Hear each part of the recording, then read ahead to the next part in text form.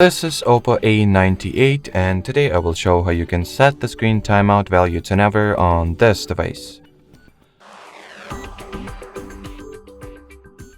So firstly, you will need to download and install the free third-party app called Caffeine.